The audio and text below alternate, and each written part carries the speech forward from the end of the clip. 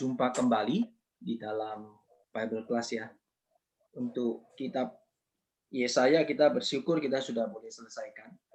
Nah, ini kita akan belajar lagi di dalam urutan berikutnya adalah Yeremia. Yeremia ini juga nabi besar ya. Bapak Ibu yang dikasihi Tuhan. Jadi Yesaya itu nabi besar. Yeremia itu juga nabi besar. Ya, nabi besar bukan diukur dari maksudnya orangnya gitu ya. Wah, Yesaya lebih besar, Yeremia kurang besar gitu ya. Kemudian nanti Mika kecil, Yunus kecil gitu. Bukan itu, tapi diukur dari kitabnya ya. Kitabnya pasalnya banyak itu dikategorikan dia nabi besar ya. Yang kitabnya pasalnya sedikit dikategorikan nabi kecil.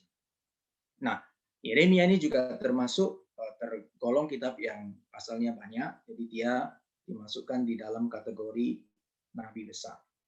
Nah, hari ini kita akan bersama-sama, ini mungkin lebih ke introduksi ya, ke pengantar, tapi kita nanti akan masuk ke dalam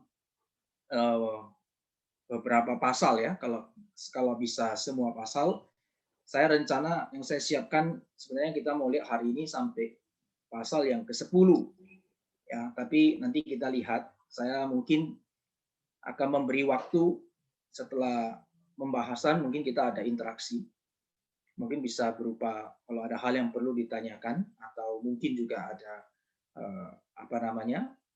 sharing singkat juga boleh ya.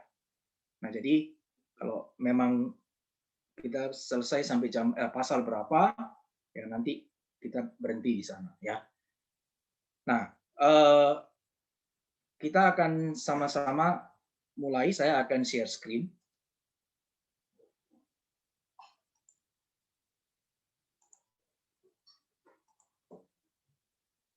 Oke, sudah tampil ya. Saya besarkan dulu. Ya. Nah, ini judul besarnya adalah Yeremia the Last Prophet ya. Tapi di Yehuda. Nah, ya, di Southern Kingdom. Jadi kerajaan Yehuda. Jadi nabi yang Tuhan kirim ya untuk bicara kepada umat Tuhan di Yehuda, itu di kerajaan selatan. Yang terakhir itu adalah Yeremia. Nah, nabi ini juga dikenal yang secara umum itu adalah the weeping prophet ya, weeping prophet. Jadi nabi yang meratap, nabi yang mencurahkan banyak sekali air mata. Sebab apa? Kalau Nabi Yesaya juga memang memberitahukan tentang penghakiman Tuhan ya, yang akan melanda bangsa Yehuda karena mereka tidak taat kepada Tuhan. Tapi dia tidak melihat sendiri ya pada saat peristiwa itu. Kalau Nabi Yeremia itu Tuhan izinkan dia, makanya dia the last prophet di Yehuda, karena Tuhan mengizinkan dia itu melihat ya, bahkan dia sendiri itu nanti ditawan ya, ikut tertawan, dia tertawan ke Mesir nanti pada akhirnya ya. Nah, jadi dia ikut ditawan di dalam pembuangan itu ya. Jadi dia melihat sendiri dan dia bisa ada satu waktu melihat keadaan itu dia meratap karena satu penghancuran yang sangat dahsyat ya, yang Tuhan datangkan terhadap umatnya ya, terhadap umatnya. Sekali lagi ya, ini satu hal yang kita sebagai orang percaya melalui Yeremia, Yesaya, kita boleh belajar bahwa umat Tuhan pun tidak luput loh. Kalau umat Tuhan tidak taat itu Tuhan juga mendatangkan penghukuman ya, yang keras ya, disiplin yang keras terhadap umatnya. Ya, ini mengenai Nabi Yeremia. Nah, kita akan lihat lagi beberapa hal. Nah, siapakah Yeremia? Nah, kita akan lihat dari pasal yang pertama. Karena di dalam pasal yang pertama itu memberikan banyak informasi tentang siapakah Yeremia. Ya. Jadi di sini dikatakan di dalam pasalnya yang pertama, Yeremia adalah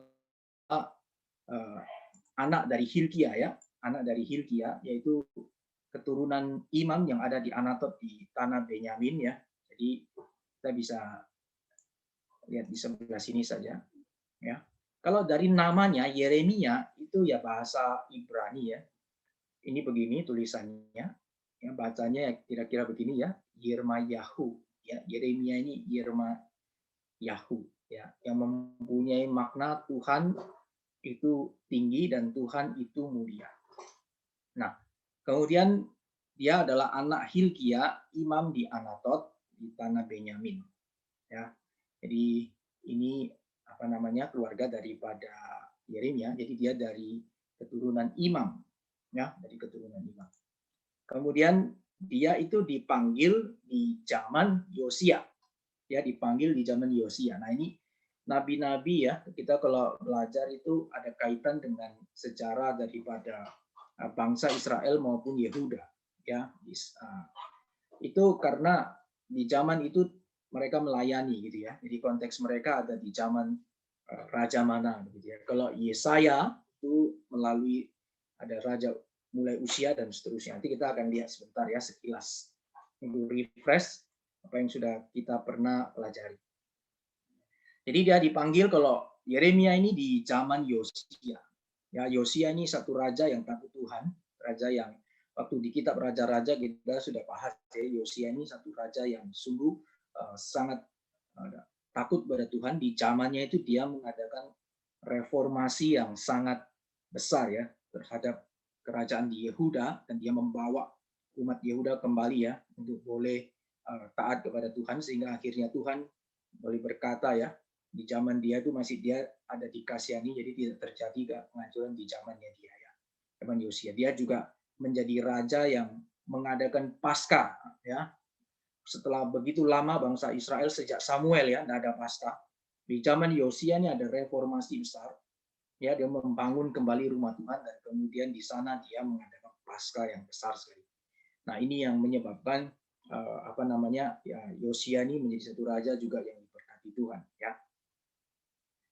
Baik, kita lanjut. Ini berikutnya adalah dia melayaninya di periode raja. Kalau kita lihat di dalam pasalnya yang pertama, ini dicatat di situ dia melayaninya itu di dalam zaman Raja Yosia, kemudian Yoyakim, kemudian Sedekia.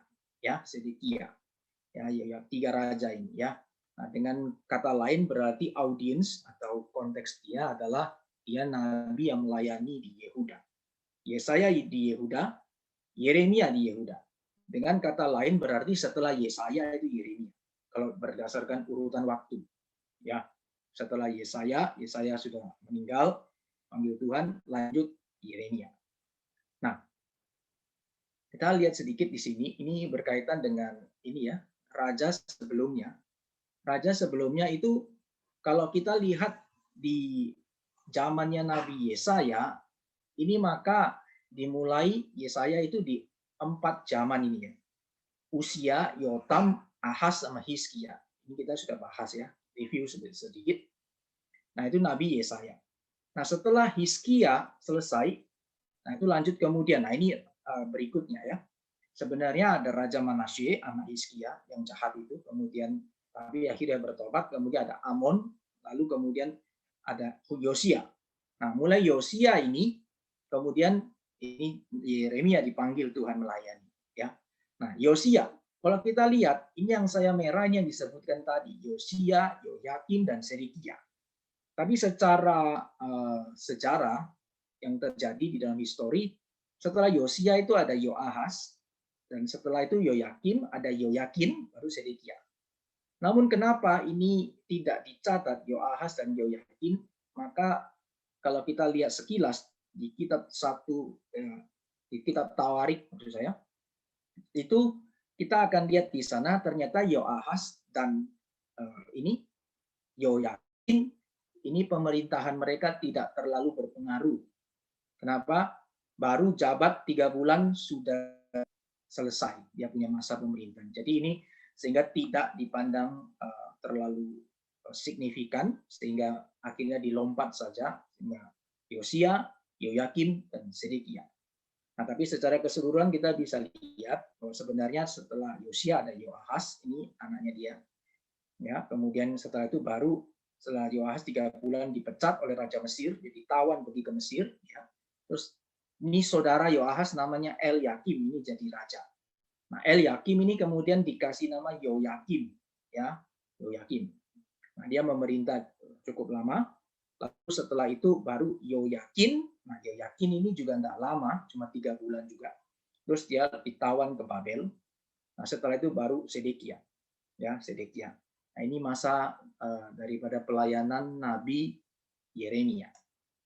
Baik, kemudian kita lanjutkan sekilas. Nah, penulis dari kitab Yeremia itu ya Yeremia sendiri, ya. Yeremia sendiri menuliskan kitabnya. Kemudian tapi ada juga di Yeremia pasal yang ke-36 ayatnya yang keempat, di sana dicatat bahwa Yeremia itu memanggil Baruk bin Neria, ya, Baruk bin Neria ini sekretarisnya berarti ya, dia punya sekretaris, jadi memang merupakan satu kebiasaan juga ya di zaman nabi-nabi ataupun nanti di dalam perjanjian baru itu juga ada ya sahabat rekan sepelayanan yang dipercaya yang kemudian menuliskan. Jadi artinya secara verbal itu Yeremia itu membacakan apa membawakan gitu ya verbal, ini dia catat ya, dia mencatat. Jadi Baruk itu sebagai kayak sekretarisnya. Jadi dua orang ini ya yang kemudian menuliskan kitab Yeremia ya, Yeremia kemudian Baruk bin Neria. Nah, ini berkaitan dengan penulis kitab. Nah, kita sekarang akan lihat sekilas. Nah, kalau sekilas kita lihat dari kitab Yeremia ini timeline ya, sekilas saja. Jadi di sini masa pemerintahan Yosia, kira-kira di sini ya. Ya kira-kira ini juga 17 tahun ini dia mulai melayani. Ini adalah tafsiran juga ya. Ada beberapa yang bilang mungkin 13 tahun atau sebelumnya dan sebagainya ya. Nah, tapi ini dipakai sebagai patokan aja. Masih muda, waktu itu memang dia 17 tahun dia mulai profesi melayani ya. Kemudian dia melayani 31 tahun ini di zaman sampai Yosia. Kemudian ada ini Yoyakim dan kemudian Sedekia ya. Nah, kemudian kita lihat di sini berapa lama Yeremia hidup ini kita tidak tahu karena kemudian dia nanti ditawan ya. Dia waktu umur kira-kira ini juga 58 tahun ini dia ditawan ke Mesir. Ya. Waktu Mesir menyerang itu Neko dia ikut ditawan ke Mesir. Nah, ini kira-kira secara timeline tentang hidup Nabi Yeremia. Oke, nah kita akan lihat beberapa hal ini nanti mungkin di pertemuan berikutnya kita akan lihat yang waktu umur 50 tahun ini dia melawan ini ya, false prophet Hanania. Ya. Nah, ini nanti ada di pasal yang agak besar di belakang, agak banyak di belakang ya. Oke, ini mengenai timeline daripada Yeremia Lives. Nah, sekarang kita akan lihat ya, kembali ke pasalnya yang pertama. Nah, kita akan lihat di sini beberapa hal penting yang saya ingin kita bersama-sama mempelajarinya. Nah, di dalam pasalnya ini berkaitan dengan panggilan Yeremia. Ya, pasal 1 ayat 4 sampai ayat yang ke-10 ini kita bisa lihat bersama-sama ada yang namanya panggilan Yeremia. Nah, waktu kita mulai lihat panggilan Yeremia, khususnya kita baca ayat yang kelima ya. Sebelum aku membentuk engkau dalam rahim ibuku, aku telah mengenal engkau, dan sebelum engkau keluar dari kandungan, aku telah menguduskan engkau, aku telah menetapkan engkau menjadi nabi bagi bangsa-bangsa. Nah, kita lihat di sini ya, ini di pasal awal Yeremia sudah boleh menyatakan ya satu panggilan, Alkitab menyatakan bahwa panggilan Yeremia itu adalah sesuatu yang bersifat kekal. Sebelumnya sudah Allah siapkan ya, maka ada di dalam ketetapan Allah. Nah,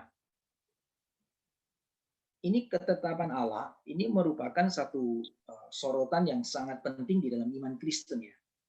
Nah, jikalau kita boleh melihat bahwa Allah itu menetapkan segala sesuatu, termasuk panggilan di dalam hidup kita, termasuk bagaimana keadaan kita sekarang, termasuk apa yang akan terjadi dalam hidup kita, maka kita bisa melihat satu wilayah di mana tidak ada Allah itu tidak menguasainya. Nah, Yeremia mengerti hal ini ya, dan dia pada saat menuliskan hal ini itu Tuhan menetapkan ya, atau Tuhan mendasarinya dengan ketetapan Allah. Ya, jadi dia mendengarkan bagaimana Allah itu berfirman kepada dia bahwa panggilan ini, dia pilihan ini menjadi nabi Tuhan itu sudah Tuhan tetapkan jauh sebelumnya. Nah, tapi kita lihat ini memang agak unik ya, yaitu respon daripada Yeremia. Nah, Yeremia di sini merespon seperti apa? Ini saya mau coba menjelaskan dari dua sisi ya. Yang pertama adalah anthropocentric perspektif dan yang kedua adalah theocentric perspektif. Kenapa saya membahas dua ini? Karena ini ya, di dalam pasal yang ke-6, ayat yang ke-6 ini ya, Yeremia menjawab, Tuhan Allah, sesungguhnya aku tidak pandai bicara sebab aku ini masih muda.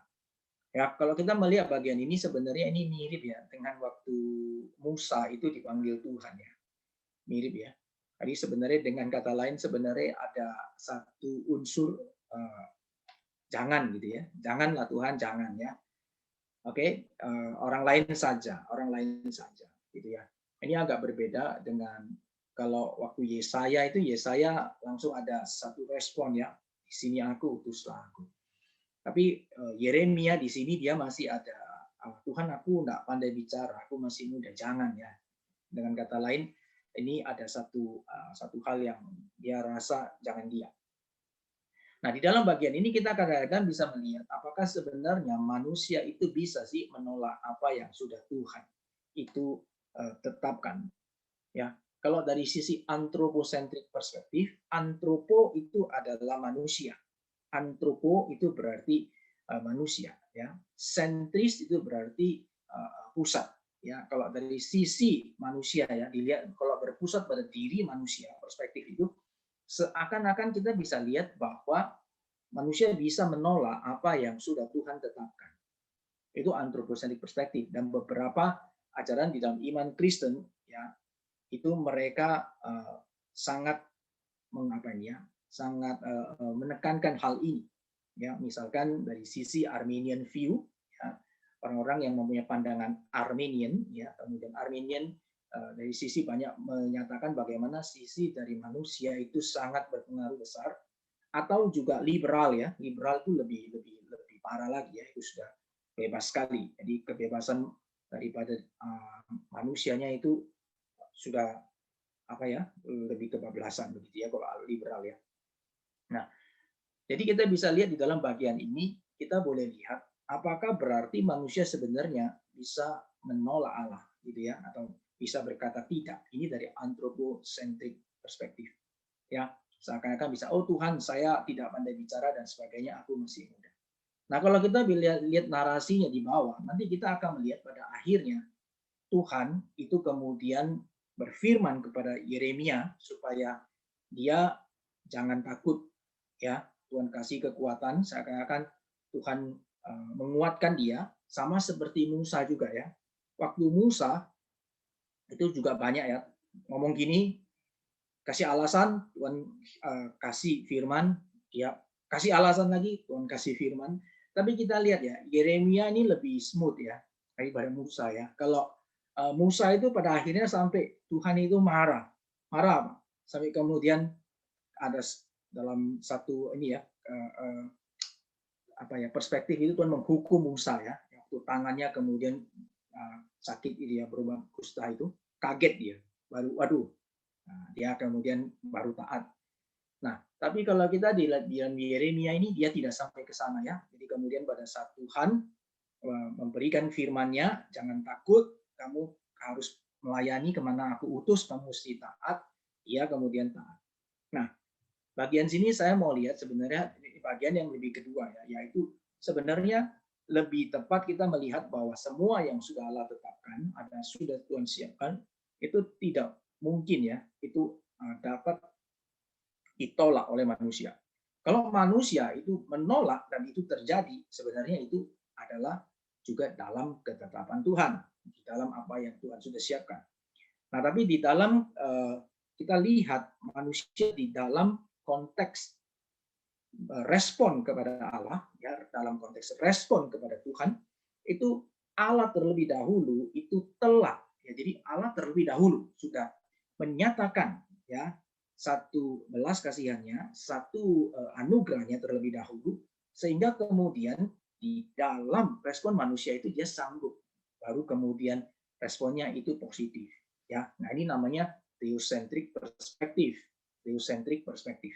Jadi artinya di hadapan Allah apa yang sudah Tuhan siapkan, apa yang Tuhan sudah putuskan itu nggak bisa. Manusia kemudian mau tolak itu nggak bisa. Ya meskipun di dalam perjalanannya kita bisa lihat ada ruang untuk manusia nego ya, ada ruang manusia nego. Nah, negosiasi dengan Allah ini banyak ya, bukan cuma di Yeremia, tapi kita bisa lihat misalnya Musa, misalnya Abraham. Tuhan mau hukum Sodom dan Gomora, tapi Tuhan kasih kesempatan Abraham nego, ya. Tapi kemudian kalau dari human perspective atau antropo ya centric, kita melihat bahwa orang bilang kita boleh nego, kita boleh say no kepada Tuhan, kita boleh katakan ya pokoknya kita yang tentukan.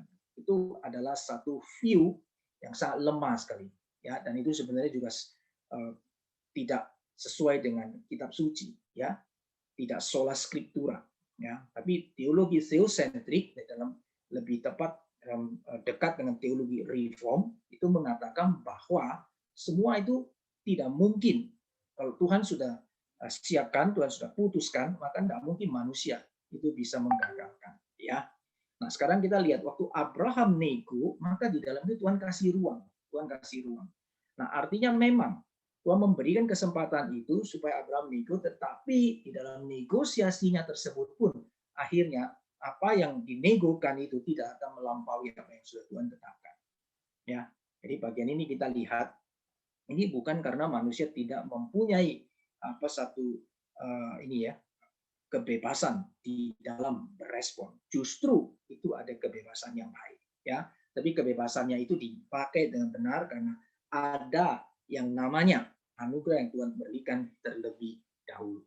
Ya, ini respon Yeremia berkaitan dengan theocentric perspektif. Respon Yeremia berkaitan dengan theocentric perspektif. Nah, kita sekarang lihat. Nah, kemudian kita lihat ya, janji Tuhan, kemudian 8 sampai 10 itu ada janji Tuhan. Setelah ada respon Yeremia, kemudian ada janji Tuhan.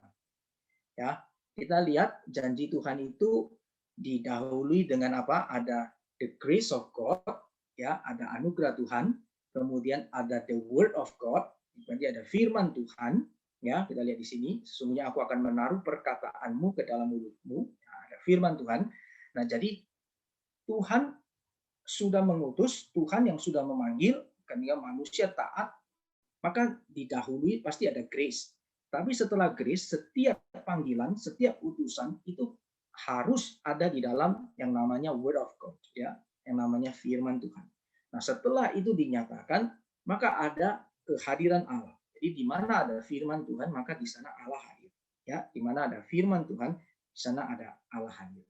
Ya, dan pada akhirnya tetap ada decree ya atau ketetapan Tuhan, ya, yang menjamin di dalam seluruh pelayanan yang dia lakukan, ya, boleh tuntas sesuai dengan kehendak Allah. Ya, ini berkaitan dengan panggilan Yeremia. Nah, sekarang kita akan lihat ya. Kemudian ayat yang ke-11. Ayat yang ke-11 itu adalah berkaitan dengan penglihatan Yeremia. Ya. Jadi penglihatan Yeremia di sini kita akan sama-sama lihat ada dua. Yang pertama itu ini, sebatang dahan pohon badam. Ya, saya sendiri kalau pohon badam kita sendiri agak mungkin susah ya. Apa itu pohon badam? Ya, tidak terlalu familiar ya. Tapi kalau dalam terjemahan bahasa Inggris itu almond tree, ya, a branch of an almond tree. Nah, kalau sudah almond tree kita lebih paham ya. Oh, pohon almond ya. Jadi cabang daripada dia lihat ada sebatang dahan pohon badam. Ya, itu dicatat di dalam ini pasal 1 ayat yang ke-11 ya. Firman Tuhan datang kepada Yeremia. Yeremia, apa yang kamu lihat gitu ya? Apa yang kau lihat hai Yeremia? Dan jawab Yeremia, aku melihat sebatang dahan pohon badam. Ya. Lalu kemudian firman Tuhan kepadaku, baik penglihatanmu, sebab aku siap sedia untuk melaksanakan firman-Ku. ya, aku siap sedia melaksanakan firman-Ku. Nah, kita lihat di sini. Waktu penglihatan sebatang pohon badam ini sebenarnya apa ya yang dinyatakan, yang kita boleh belajar dari sini apa? Kenapa Tuhan kasih Yeremia melihat penglihatan ini? Kayaknya sederhana sekali ya, kok nggak spektakuler ya. Kalau Yesaya kan spektakuler ya. Kalau dia lihat Allah, itu duduk di tata, kemudian ya ada apa namanya di sekeliling Allah, kemudian ya ada malaikat Tuhan yang menyanyi itu kudus kudus kudus gitu ya. Nah, kita lihat ada penglihatan yang luar biasa. Kalau Yeremia dia tidak lihat yang luar biasa gitu ya, cuma lihat pohon badamnya. Nah, kita sama-sama lihat ya. Di sini ada satu hal yang boleh Tuhan nyatakan melalui apa yang dia lihat. Ya, itu menyatakan apa yang dilihat dengan baik itu sebelum ya melakukan segala sesuatu. Jadi ini penglihatan yang sederhana. Kemudian Tuhan tanya kamu lihat apa, dan Yeremia menyatakan dengan baik.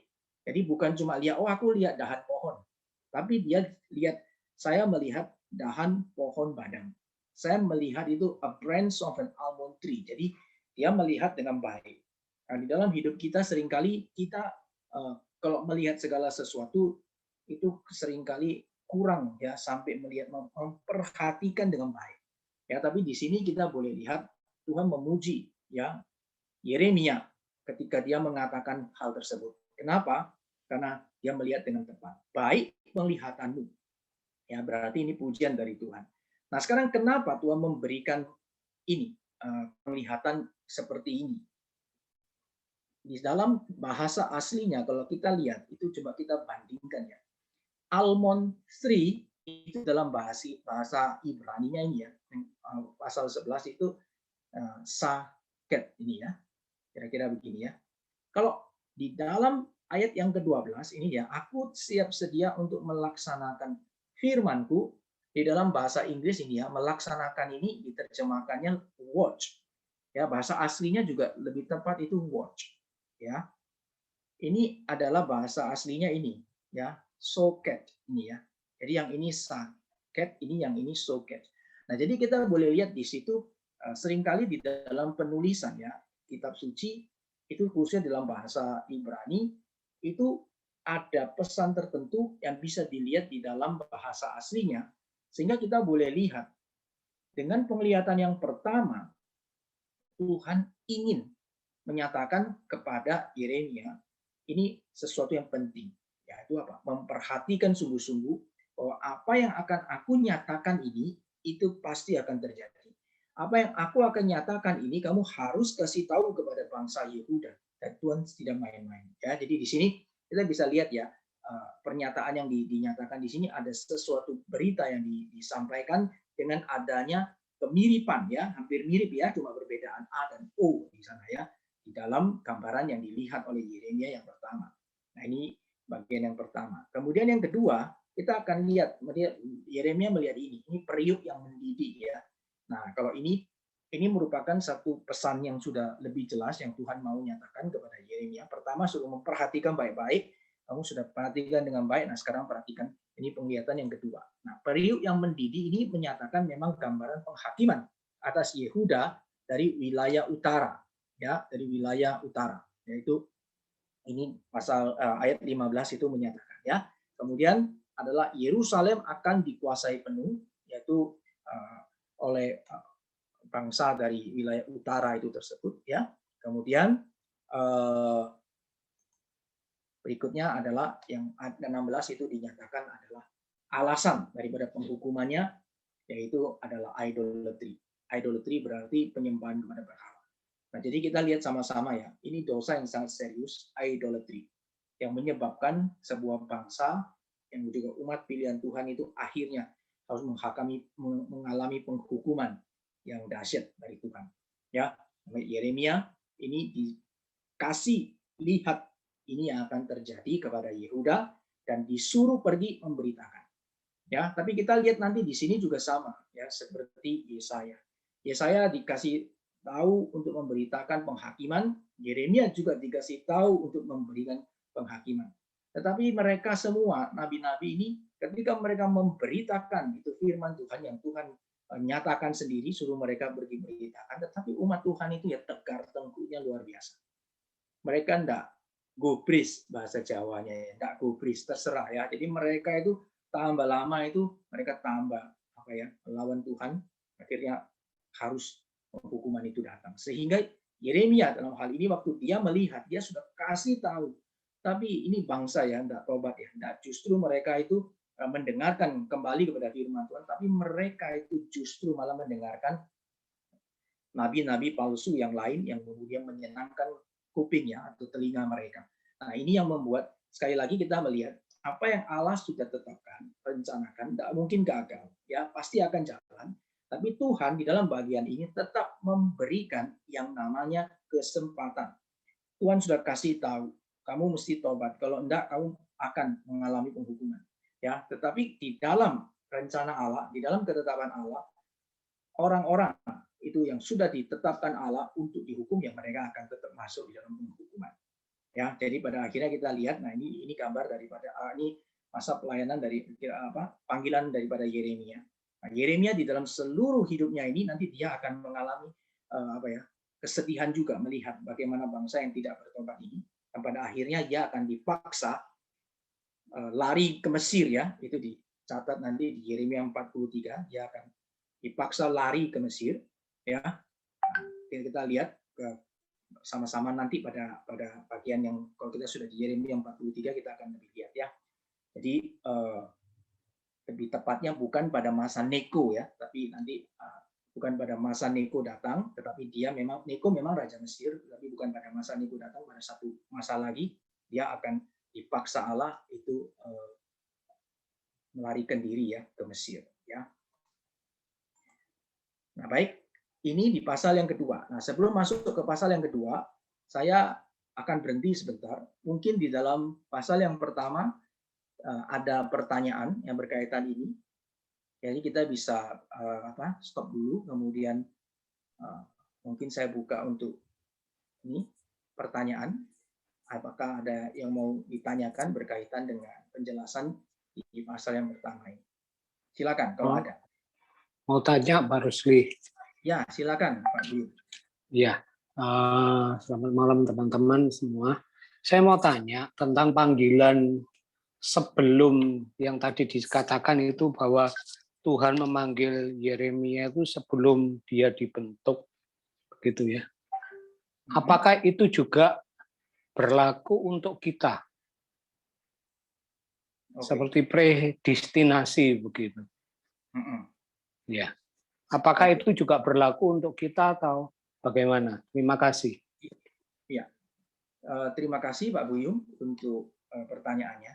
Jadi Alkitab menyatakan, firman Tuhan menyatakan kepada kita itu memang untuk mengajarkan kepada kita adanya satu kebenaran ya yang Tuhan ingin kita tahu, bahwa di dalam seluruh hidup Yeremia itu Tuhan sudah menetapkan segala sesuatu, dan ini juga karena Allah yang sama juga adalah Allah yang telah memilih kita dan Allah yang memanggil kita menjadi umat percaya. Berarti semua yang ada di dalam kehidupan kita itu juga sudah ada di dalam ketetapan Allah. Ya, jadi memang seperti itu. Dengan tegas saya nyatakan semua sudah dalam ketetapan Allah. Nah, kalau predestinasi itu berkaitan dengan keselamatan. Ya, predestinasi itu berkaitan dengan keselamatan. Ya, kalau kita bicara ketetapan Allah memang itu lebih luas. Ya, lebih luas. Itu di dalamnya ada predestinasi, ya. Di dalamnya ada predestinasi. Kalau predestinasi itu adalah berkaitan dengan keselamatan yang Tuhan karuniakan kepada kita. Jadi kita diselamatkan atau kita tidak diselamatkan, nah itu sudah ada di dalam ketetapan Allah. Ya, tapi kalau kita bicara soal sovereignty, kedaulatan Allah, itu berarti seluruh hidup kita itu pun sudah ada di dalam ketetapan Allah yang Allah nyatakan. Ya, kira-kira begitu Pak Buyung. Jadi di dalam hidup kita, baik keselamatan kita, ya, ataupun hal-hal yang Tuhan nyatakan, ya, panggilan kita juga itu semua sudah ada di dalam ketetapan Allah. Ya. Terima kasih Pak Rusli. Ya, ada lagi yang lain?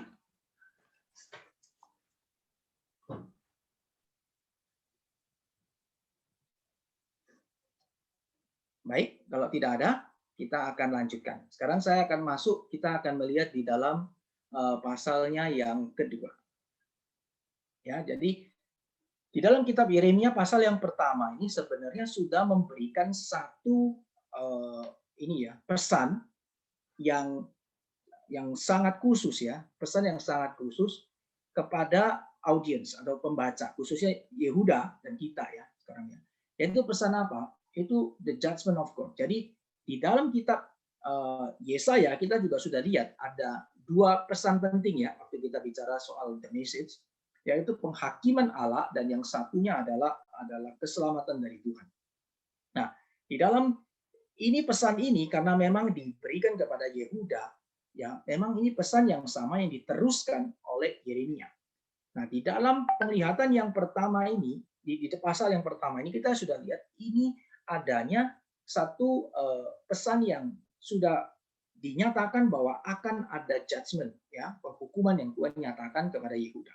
Nanti kita akan lihat di pasal 2, pasal 3, pasal 4, pasal 5, 6 dan seterusnya itu ada satu pola yang mirip yang diulang.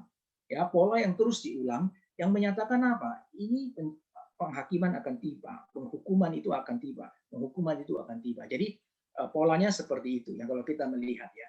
Nah, penulisan di dalam kitab Yeremia ini memang bukan secara kronologis atau urutannya, maksudnya pasal 1 kemudian setelah itu ditulis pasal 2, pasal 3, bukan urutan waktu ya, tetapi memang ditulis saja oleh Yeremia dan sifatnya di sini ya berkaitan juga ada model-model ini ya, genrenya seperti puisi begitu ya. Ada ungkapan-ungkapan yang dinyatakan gitu ya. Seperti puisi gitu. Nah, kita akan lihat nanti di pasal kedua, kita sama-sama lihat ya. Nah, sekarang di dalam pasal yang kedua, kita lihat ya. Ini saya nanti akan survei secara singkat saja, lalu kita nanti berhenti kalau ada pertanyaan silakan ditanyakan, nanti kita lanjut lagi. Ya. Nah, ini pasal yang kedua, ayat yang pertama sampai ayatnya yang ketiga. Ini yang saya garis bawah itu adalah aku teringat kepada kasihmu pada masa mudamu. Itu ya, saudara-saudara sekalian. Jadi aku teringat, aku di sini Tuhan, ya. Jadi ini waktu Yeremia mendapatkan firman Tuhan, maka Tuhan kasih tahu kepada Yeremia bahwa Tuhan teringat kepada kasihmu pada masa mudamu, maksudnya bangsa Yehuda. Ya, ini menunjukkan bahwa bangsa Yehuda itu bangsa Israel ya, itu mereka dulu mengikuti Tuhan ya, waktu Tuhan bebaskan mereka dari Mesir, perbudakan di Mesir, mereka taat kepada Tuhan gitu ya dan seterusnya. Nah, tapi kejadiannya adalah di dalam bagian yang berikutnya adalah ayat yang keempat sampai ayatnya yang ke-8, ayat keempat sampai ayat yang ke-8, di sana justru yang Tuhan katakan kepada mereka seakan-akan Tuhan membuka dirinya untuk boleh membuka dirinya untuk dilihat begitu ya. Apakah aku ini curang gitu ya? Nah, tentunya ini retorik ya. Tentunya ini retorik, kan tidak ada kecurangan di dalam diri Allah. Nah, tapi di sana Allah justru mengatakan, apakah kecurangan yang didapati nenek moyangmu padaku? Nah, kenapa pertanyaan ini dinyatakan Tuhan? Ya, karena kita melihat nanti di pasal 2 ayatnya yang ke-8 itu kita boleh lihat ya, baik mulai 2, 7 sampai 8 itu mulai lihat justru nanti ya orang-orang Israel yang menajiskan ya tanahku kata Tuhan ya, kemudian juga dia tidak melaksanakan hukum ya Tuhan, dan akhirnya mereka menyembah kepada Baal ya. Nah, di sini kita lihat justru yang curang itu sebenarnya adalah umat Allah yang sudah menjauh daripada Tuhan. Nah, ini ayat yang ke-4 sampai ayat yang ke-8. Nah, kemudian ayatnya yang ke-9 sampai ayatnya yang ke-13 ini Tuhan menyatakan bahwa Tuhan akan berbantah ya. Jadi berbantah seperti ya ini ya satu Tuhan bertanya ya dengan tegas ya, berbantah dengan Yehuda ya. Kemudian dia mengatakan suruh, ini khususnya ayat yang ke-10 ini ya saya bacakan ya.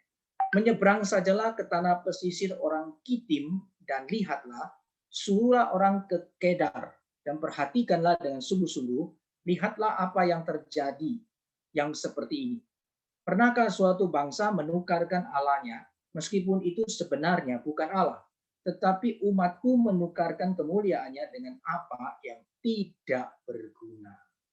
Ya, jadi ini Bapak Ibu sekalian, Tuhan mau berbantah kepada Israel, artinya ayo debate, ayo coba kamu cari, ya tantangan yang Tuhan berikan, kamu cari ya, pergi ke tanah pesisir orang Kitim dan juga suruh orang ke Kedar. Nah, orang-orang Kitim itu dekat ya, satu wilayah mungkin di daerah Yunani, Eropa, orang-orang yang lebih luhur gitu ya, maksudnya dalam arti secara budaya apa sudah lebih maju. Sedangkan kalau ke Kedar itu yang lebih kasar, ya, jadi kira-kira yang satu secara apa namanya budaya lebih halus, yang ini lebih kasar ya. Kalau kamu pergi ke sana, kata Tuhan ya, mereka di sana itu tidak menukarkan Allahnya, meskipun itu bukan Allah. Ya, tetapi umatku itu menukarkan kemuliaannya dengan apa yang tidak berguna. Nah, jadi ini satu apa ya, statement yang sangat keras yang Tuhan nyatakan kepada, berikan, suruh Yeremia kasih tahu kepada bangsa Yehuda apa yang mereka lakukan. Jadi sekali lagi ini di sini idolatry itu sangat-sangat itu apa Tuhan tentang sekali ya. Tuhan mengingatkan kepada umat pilihannya. Kenapa ini menjadi satu hal yang penting? Karena Israel atau Yehuda itu adalah umat pilihan Tuhan. Nah, oleh sebab itu Bapak Ibu yang dikasihi Tuhan, kalau kita menjadi orang percaya, maka berita yang sama itu juga diberikan kepada kita. Ya, oleh sebab itu kalau kita sudah percaya Tuhan ya, lalu kemudian kita menjual iman kita untuk hal-hal ya banyak hal lah, macam-macam, pekerjaan kah, pasangan hidup kah, apalagi macam-macam yang lainnya, kedamaian dan sebagainya apapun. Nah, itu akan menjadi sesuatu yang sangat-sangat sangat-sangat disayangkan ya. Kenapa? Karena kita sudah menerima anugerah yang begitu mulia, tetapi kita tidak memandangnya dan kita kemudian menggantikannya dengan yang lain. Nah, itu kalau dengan demikian ya, itu sudah tidak ada obatnya ya. Kalau bahasanya tidak ada obatnya sudah. Karena berarti kan kalau yang asli itu di tangan kita, yang sejati kita tidak mau, kita buang, kita ambil yang palsu, ya sudah. Itu berarti satu-satunya yang kita terima itu sebenarnya kita belum menjadi orang yang sungguh-sungguh mengenal Tuhan ya. Itu di dalam ketetapan Allah sebenarnya ya, kita boleh lihat kita sebenarnya bukan orang yang mengenal Allah ya. Jadi di sini kita lihat bagaimana Tuhan menyatakan dirinya dengan tegas ya, bahwa dia adalah Allah yang sejati. Tapi umat Tuhan itu justru menukarkannya dengan Allah yang palsu. Ya. Nah, kemudian ayat yang ke-14 sampai ayatnya yang ke-18 ya, ini dikatakan, ini ada satu hal yang Tuhan katakan bahwa bukankah engkau sendiri yang menimpakan ini atas dirimu. Nah, jadi waktu kejadian itu hukuman ini datang itu bukan karena dikatakannya ya di sini, ini adalah bukan karena ini merupakan Allah itu Allah jahat dan sebagainya. Seringkali kita kan seperti itu. Allah menetapkan segala sesuatu, maka kalau segala sesuatu terjadi, kemudian kita mengatakan Allah itu jahat.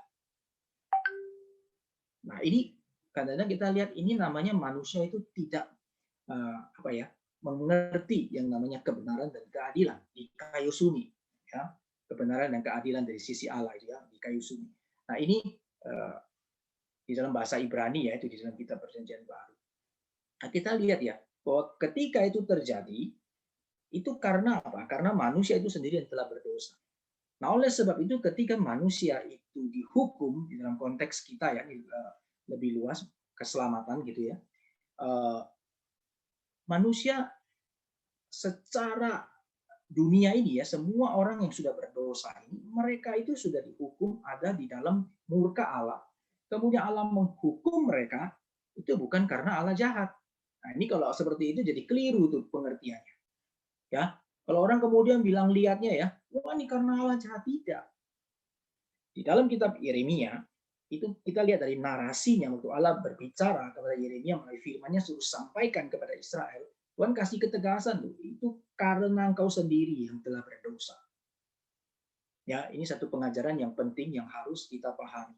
Ya, jadi setiap kita adalah orang-orang yang sebenarnya adalah orang-orang yang menanggung murka Allah yang dihukum oleh Tuhan. Tetapi kalau kita boleh diselamatkan, nah itu cerita lain. Itu namanya kita beroleh kasihan. Nah, kalau kita beroleh kasihan, sikap kita ya harusnya kita bersyukur. Ya, tapi banyak orang enggak. Banyak orang merasa, loh, kenapa yang lain tidak diselamatkan? Oh, kalau gitu Allah itu kan tidak adil dan Allah jahat dan sebagainya. Nah, ini mereka tidak mengerti bagian ini. Ya, di sini dijelaskan bahwa bangsa Yehuda sendiri itu yang mendatangkan kecelakaan atas diri mereka sendiri. Karena apa? Karena kesalahan mereka. Nah, ayat yang ke-19 sampai 22 itu ada satu hal yang mau saya soroti ini gini. Noda kesalahanmu tetap ada di depan mataku, ya. Jadi itu di bagian terakhir itu ya, yang bagian bawah di sini. Noda kesalahanmu tetap ada di depan mataku. Demikianlah firman Tuhan Allah. Nah, jadi Bapak Ibu yang dikasih Tuhan, yang namanya dosa. Allah itu kudus. Artinya begini, Tuhan itu tidak pernah sekalipun itu bisa kompromi dengan dosa. Nah, jadi sebagai orang percaya umat Tuhan, kita pun harus mempunyai sikap yang sama. Sikap yang sama. Ya, jadi bukan begini. Tuhan itu Maha Kasih. Aku sudah diselamatkan Tuhan. Tuhan itu Allah yang baik. Allah yang baik sekali kok. Jadi kalau Allah yang baik sekali nggak apa-apa. Kalau kita terhadap Tuhan itu Tuhan ngerti kok. Kita nggak usah terlalu merasa bagaimana ya. Jadi kita terhadap Tuhan itu nggak usah terlalu bagaimana. Tuhan itu mengampuni. Nah, ini sikap yang salah. Sikap kita itu adalah begini. Kalau Tuhan itu Allah yang kasih, Allah yang baik, betul nggak? Betul. Ya. Tetapi di dalam kebaikannya itu Allah tidak pernah kompromi dengan dosa. Oleh sebab itu, setiap kesalahan itu harus dibayar. Nah, kita bersyukurnya ada Kristus yang telah menanggung seluruh kesalahan kita, ya, di atas kayu salib. Jadi sebuah pengertian yang sangat bagus itu ya, itu yang saya ingat, kematian Kristus di atas kayu salib itu telah membayar lunas segala pelanggaran kita di masa lalu, masa saat ini, dan masa yang akan datang. Nah, jadi seluruh kesalahan kita itu sudah lunas. Kristus tanggung di atas kayu salib. Nah, sikap kita apa? Sikap kita sebagai orang yang dipilih Tuhan, orang yang sudah benar-benar orang Kristen sejati, itu bukan gini, oh kalau gitu aku enak jadi orang percaya. Kenapa? Karena Tuhan sudah tanggung semua kok. Berarti sekarang aku hidup aja dalam dosa sesuka-sukanya. Nah, ini salah. Berarti dengan sikap yang demikian mengkonfirmasi kita bukan anak Tuhan yang sejati. Bisa ngerti ya? Kenapa? Karena justru anak Tuhan yang sejati dia tahu Allah itu tidak kompromi sama dosa. Kalau seluruh dosa kita yang sampai di masa depan sudah tebus, itu menunjukkan apa? Menunjukkan gini loh, kita sebagai manusia tidak mungkin kita tidak berdosa. Ya, kita sebagai manusia bisa jatuh dalam dosa. Kalau berdasarkan kita punya kehebatan dan kita punya upaya, kita tidak mungkin bisa selamat karena Allah tidak kompromi dengan dosa. Noda kesalahanmu tetap ada di depan mataku. Bagaimana kita bisa selamat? Jangan ngerti ya. Tapi justru karena ada karya Kristus di atas kayu salib yang menanggung dosa kita sampai di masa depan, maka kita boleh diyakinkan di dalam segala kelemahan kita yang sandar Tuhan senantiasa. Meski kita bisa jatuh di dalam dosa, kita bisa bangun kembali. Ya, bukan karena kita menikmati dosa, karena kelemahan kita mungkin bisa jatuh, ya, tapi kita sadar kita tidak bermegah di dalam dosa itu dan kita tidak menikmati itu kenikmatan dosa itu. Kita susah hati, ya. Nah, di sini kita lihat bersama-sama.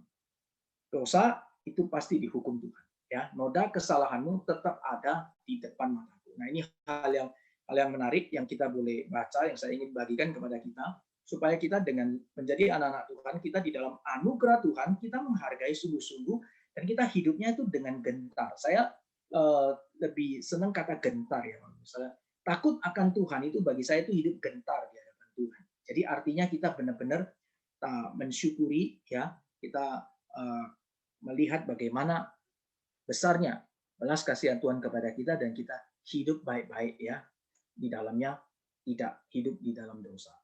Oke, nah berikutnya adalah ini ayat yang ke-23 sampai ayatnya yang ke-25.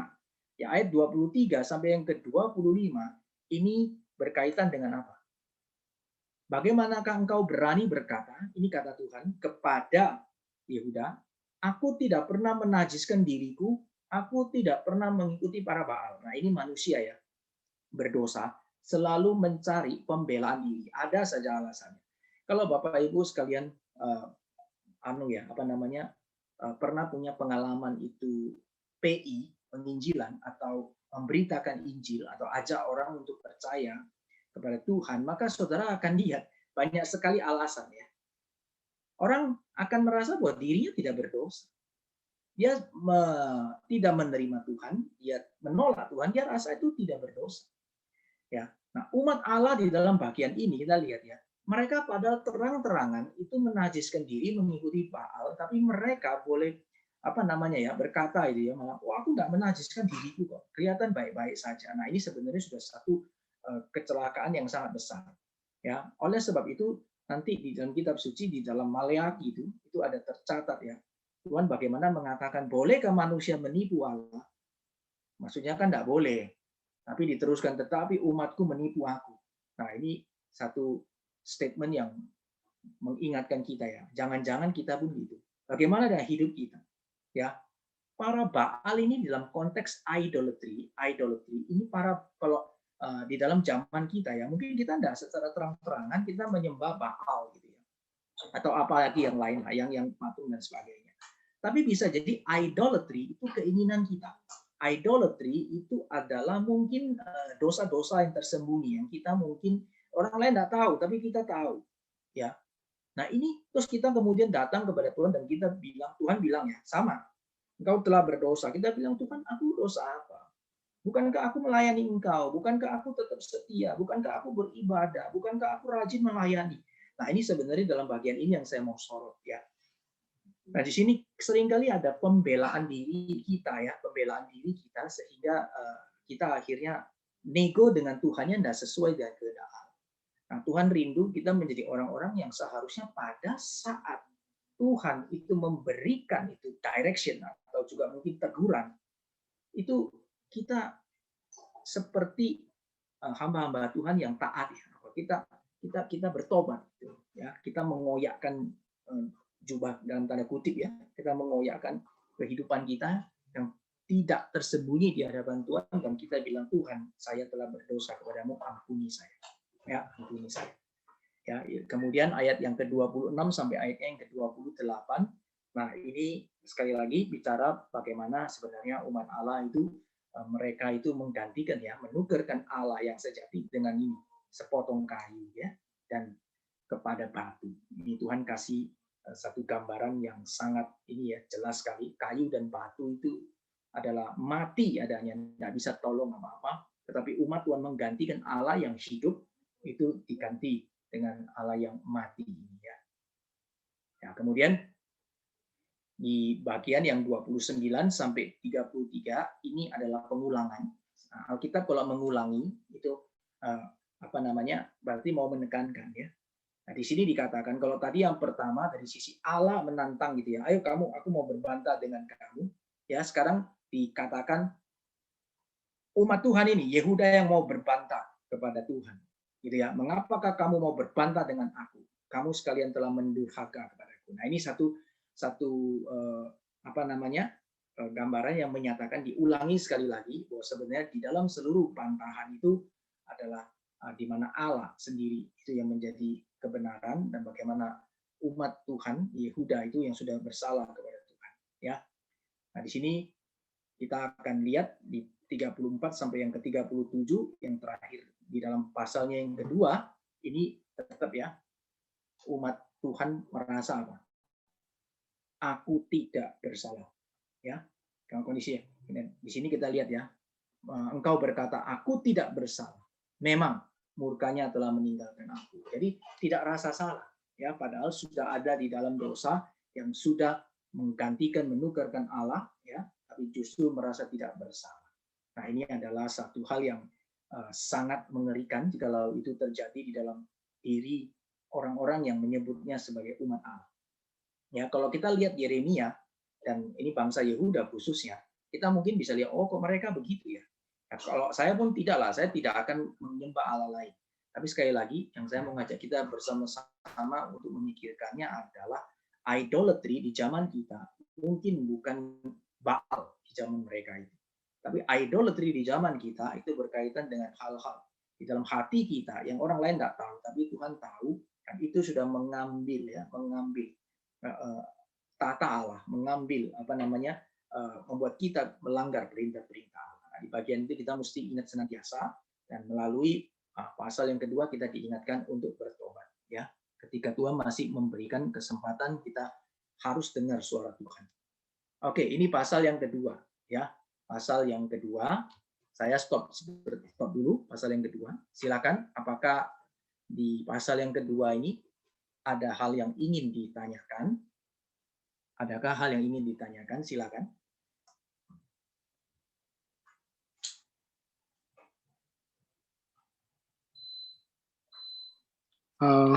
Saya tanya kembali, sorry saya tanya Ya, lagi. silakan Pak Bro, enggak apa-apa ya. Iya. Ini mungkin tidak berkaitan dengan apa yang dijelaskan, tetapi saya ingin bertanya tentang istilah-istilah yang ada di dalam Alkitab atau jabatan Allah khususnya ya, yang di ayat ke-19 itu, Pak Rusli. Di sana dikatakan ayat yang ke-19 yang setelah kata ketahui itu ya, ketahuilah dan lihatlah betapa jahat dan pedihnya engkau meninggalkan Tuhan Allahmu, Tuhan huruf besar, Allahmu huruf kecil. Ya. Kemudian di berikutnya, dan tidak gemetar terhadap aku, demikianlah firman Tuhan. Nah ini kebalik, Tuhannya itu huruf kecil, huruf besarnya cuman di depan aja, Tuhan Allah semesta alam. Apa perbedaannya Pak Rusli? Mungkin dari sana, dari kata asli, Tuhan yang huruf besar semua, dan Allahmu huruf kecil, cuman hanya yang huruf besar. Tapi juga ada yang dikatakan Tuhan, hurufnya T-nya besar, lainnya kecil, dan Allah itu Allahnya hurufnya besar semua. Mungkin itu bisa apa ya? Saya seringkali bingung dalam hal ini, begitu. Mungkin bisa dijelaskan. Meskipun ini tidak baik, seolah-olah keluar dari apa yang dijelaskan tadi. Terima kasih. Oke, terima kasih Pak Buyung. Ya, di dalam ini masalah terjemahan ya. Masalah terjemahan. Yeah. Kalau kita mungkin bisa lihat dalam bahasa aslinya mungkin bisa lebih enak ya. Tapi di dalam terjemahan itu bahasa Indonesia, LAI khususnya, itu mereka menerjemahkan kalau dengan huruf besar itu di dalam aslinya biasanya itu adalah Yahweh. Ya, jadi mereka membedakannya demikian ya. Setiap yang huruf besar semua itu menegaskan untuk menggambarkan itu adalah Yahweh. Ya. Nah, jadi memang kalau kata Tuhan itu biasa bisa berkaitan Lord. Lord itu dalam arti Tuan. Ya, Tuhan tapi dalam arti Tuan. Ya, Tuhan pemilik hidup kita dan sebagainya. Ya, tapi kalau sudah dikasih huruf besar Tuhan itu menunjukkan itu YHWH di dalam bahasa aslinya yang menyatakan bagaimana Allah Israel, umat Allah itu adalah satu apa ya? Hanya yang membedakan dengan seluruh ilah lain. Jadi itu di dalam perjanjian lama, bangsa Israel umat pilihan Allah, mereka tahu sekali kalau sudah ketemu YHWH itu menyatakan kekudusan Allah yang tidak bisa dilanggar ya, baik itu Tuhan di dalam konteks ini ya, Tuhan huruf besar ataupun Allah huruf besar ya, itu menyatakan satu kekudusan Allah yang kalau mereka ketemu sih mereka nggak bisa baca itu Yahweh gitu, YHWH nggak bisa. Ya mereka biasa ganti dengan sebutan lain ya, bisa Adonai, bisa sebutan yang lain gitu ya. Nah, jadi seperti itu kira-kira di dalam penerjemahannya. Nah, ada orang-orang itu yang ya aliran tertentu mereka merasa wah kalau Alkitab yang lebih benar itu adalah ditulis saja Yahweh itu ada itu, karena ada aliran Yahwis gitu ya, yang mereka bedakan dengan Yehova gitu ya. Kalau Yehova takutnya, kalau Yehova biasa itu saksi Yehova gitu kan ya, mereka tulis kalau ketemu Allah tulisan Yahweh itu mungkin Yehova gitu ya. Tapi ada aliran lain yang Yahwis ya, jadi mereka merasa lebih tepat dan lebih bagus kalau semua itu yang mereka punya Alkitab sendiri, jadi katanya lebih jelas kalau ketemunya itu adalah YHWH ya diterjemahkan Yahweh gitu ya. Nah, tapi LAI tetap tidak, dan saya kira kita semua juga tetap cukup jelas ketika itu dibedakan dengan huruf besar semua ditulis di sana, ya. Nah, itu mengatakan dalam terjemahan aslinya itu adalah Allah YHWH yang khusus, nggak mungkin Allah yang lain, itu adalah Allah yang menjadikan langit dan bumi, Allah yang memilih bangsa Israel sebagai milik kepunyaannya, dan Allah yang memimpin mereka, yang membebaskan mereka dari perbudakan di Mesir itu, dan seterusnya. Allah Abraham, Ishak dan Yakub, mereka tahu, ya. Nah, jadi seperti itu Pak, kira-kira kalau di dalam penulisan bahasa semua huruf besar itu. Ya baik, terima kasih Pak Rusli. Oke, baik, ada lagi? Kalau tidak ada, saya lanjutkan ya. Jadi pembahasan kali ini yang khususnya Yeremia, saya akan lebih membahas ini ya, per pasal begitu. Jadi biar kita bisa melihat tidak ini ya, tidak secara cuman langsung disimpulkan kemudian masuk di dalam kesimpulan. Kalau kita bisa lihat sendiri itu paling tidak kita mempunyai gambaran yang lebih jelas ya. Nah, baik ya, mungkin keterbatasan waktu nanti kita tidak bisa selesaikan semua, tapi saya juga tidak terlalu terburu-buru. Saya kira baik nanti beberapa yang di dalam pertemuan pertama ini kita akan membahas range-nya sampai dengan pasal mungkin 10 range-nya. Kalau misalnya tidak selesai, ya tidak apa-apa, berapa yang kita bisa bahas, kita bahas. Nanti di dalam pertemuan berikutnya, masih di dalam Yeremia, kita akan lanjutkan range-nya. Mungkin mulai dari 11 sampai berapa. Gitu ya. Nanti itu saya akan siapkan dan kita akan membahas ya dari sana. Nah, sisanya nanti di dalam pembacaan kita paling tidak sudah mempunyai gambaran. Karena apa yang dinyatakan itu ada satu sifatnya itu seperti recurrent ya, kalau kayak diulang gitu ya, ada pengulangan ya yang mirip ya, tetapi di sana pesannya tetap dinyatakan ya, karena ini penghakiman berita yang dinyatakan kepada orang-orang Yehuda ya, bahwa penghakiman itu sudah dekat. Baik, kita akan lanjutkan. Sekarang kita akan teruskan di pasalnya yang ketiga. Nah, oke, sekarang kita masuk di pasalnya yang ketiga. Nah, di dalam pasal yang ketiga ini, saya kasih beberapa tanda di sini ya. Ini yang merah itu ya. Coba kita lihat bersama-sama. Firman-Nya, jika seseorang menceraikan istrinya, lalu perempuan itu pergi daripadanya dan menjadi istri orang lain, akan kembalikan laki-laki yang pertama kepada perempuan itu. Bukankah negeri itu sudah tetap cemar? Engkau telah berzina dengan banyak kekasih dan mau kembali kepadaku. Demikianlah firman Tuhan. Ya, nah jadi ini dibuka lagi dengan satu berita yang sebenarnya sama, ya, yaitu judgment itu akan datang, penghakiman itu akan datang, tetapi Tuhan sekarang menyorot orang Yehuda, umat Tuhan itu seperti ini, ya, di dalam konteks pernikahan ya, perkawinan ini ya. Jadi bagaimana perempuan itu telah berzina gitu ya. Dikatakan di sana bahkan ayatnya yang kedua itu ya, coba lihat. Layangkanlah matamu ke bukit gundul-gundul dan lihatlah di mana engkau tidak pernah ditiduri dan seterusnya. Engkau mencemarkan negerimu dengan zinamu dan kejahatanmu dan seterusnya. Itu dinyatakan bagaimana itu dahinya seperti dahi perempuan Sunda. Nah, lalu ayat yang ke-6, Tuhan itu berfirman kepadaku dalam zaman Raja Yosia, sudahkah engkau melihat apa yang dilakukan Israel, perempuan murtad itu? Sekali lagi, dikatakan lagi ya, ini ada pengulangan berita yang sama, perempuan murtad itu, ya, bagaimana dia naik ke atas setiap bukit yang menjulang dan pergi ke bawah setiap pohon yang rimbun untuk bersundal di sana.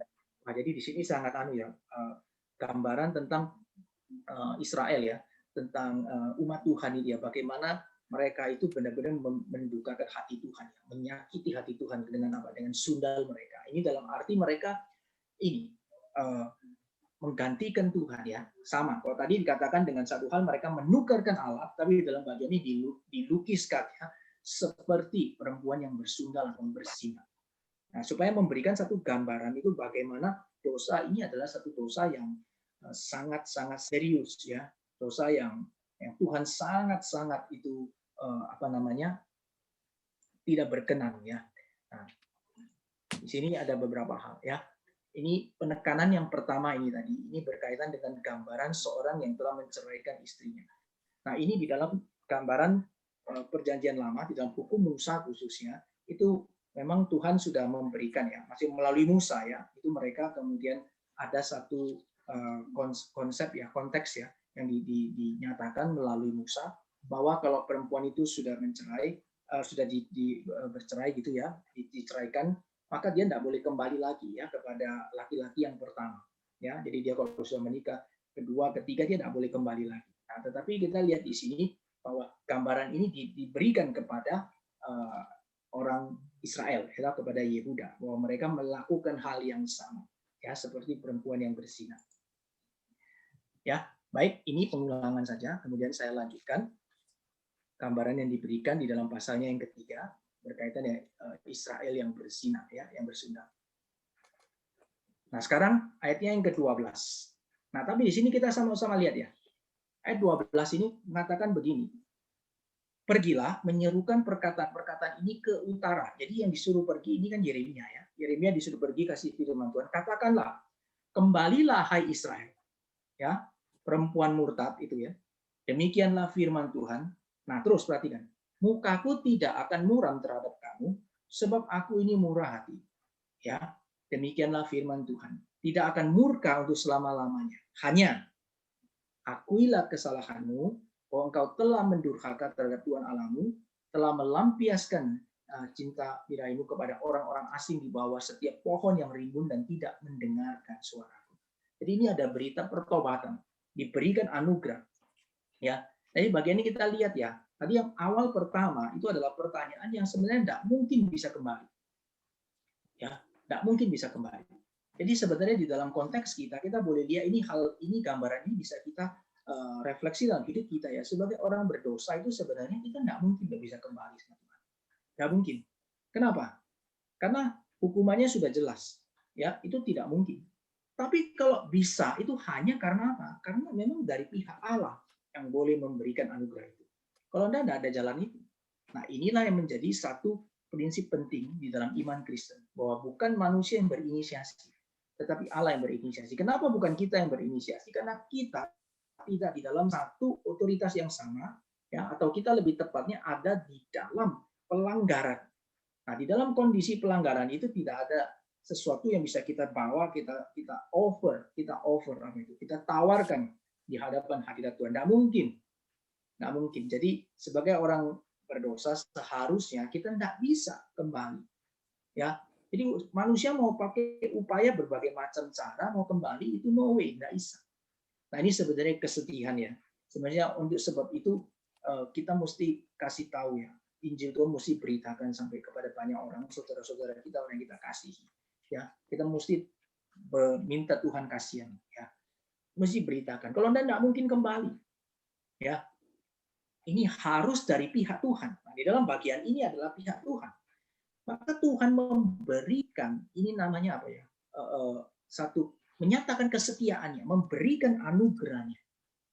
Ya, sebenarnya tidak bisa balik, tapi Tuhan menyatakan anugerahnya. Ayo balik, kamu mesti bertobat, akui kesalahanmu, ya, akui kamu telah berdosa dan sebagainya. Ya, dengarkanlah ya suaraku. Akui kamu selama ini sudah tidak mendengarkan suara Tuhan dan sebagainya. Ya, ini kita lihat. Nah, di dalam pasal yang ketiga ini banyak sekali itu diulang sekali itu kata kembalilah, ya, kembalilah. Ini kita lihat ya. Ini kembalilah hai Israel. Kemudian ini juga kembalilah hai anak-anak yang murtad. Kemudian di sini juga kembalilah ya hai anak dan seterusnya. Bentar. Ya, maaf. Jadi di sini kita boleh lihat ya, dilukiskan seperti seorang istri yang tidak setia di hadapan Tuhan. Ya, ini bagian yang ayat yang ketiga yang secara khusus disorot itu adalah bagian itu.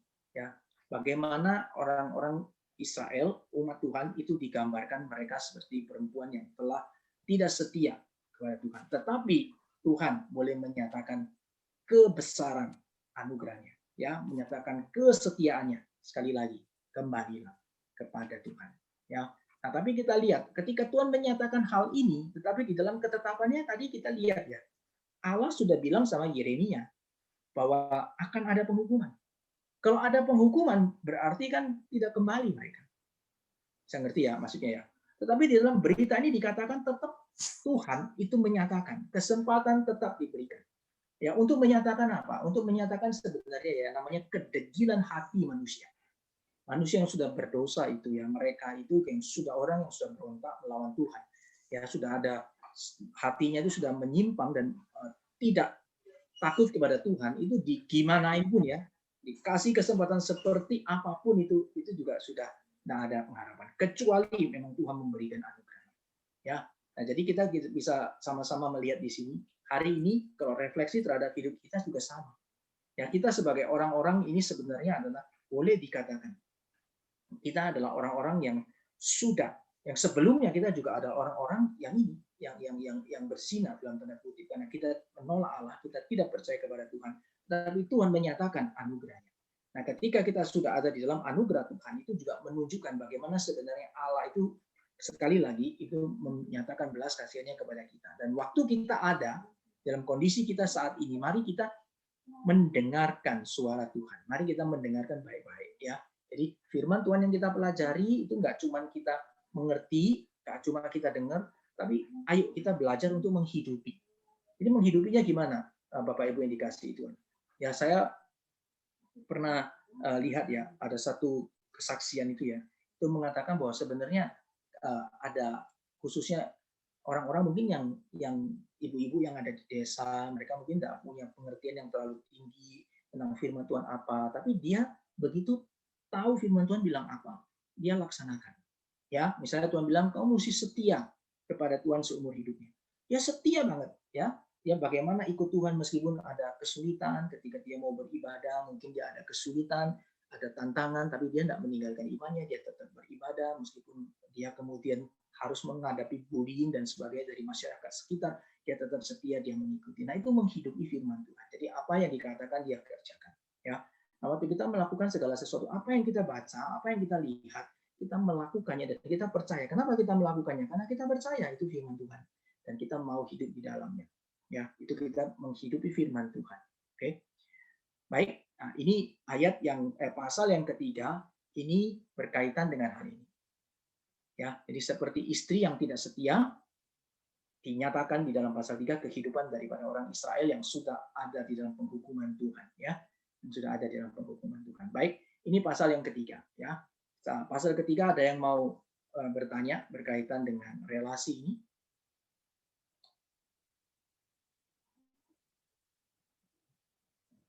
Ada yang mau tanya? Aman semuanya? Tidak ada kesulitan menerima apa yang dinyatakan di dalam firman Tuhan dalam pasal 3 ayat yang pasal 3 ini? Baik, kalau memang tidak ada, saya mungkin yang akan saya stop share sebentar, break share sebentar. Saya yang tanya deh, ya. Saya yang tanya. Ini sudah 8.24 ya, baru pasal 3. Baik, bagian ini mungkin saya break di sini dulu dan saya mau tanya. Nah, menurut Bapak Ibu sekalian, ya, ini kalau kita bicara soal ada Tuhan mengatakan dalam firman-Nya bahwa ini di bangsa Israel Yehuda dinyatakan seperti perempuan yang murtad. Nah, bagaimana kita memandang dari seluruh penjelasan saya, kira-kira Bapak Ibu bisa mengerti seperti apa, sejauh apa? Apakah sebagai umat Tuhan kita bisa murtad?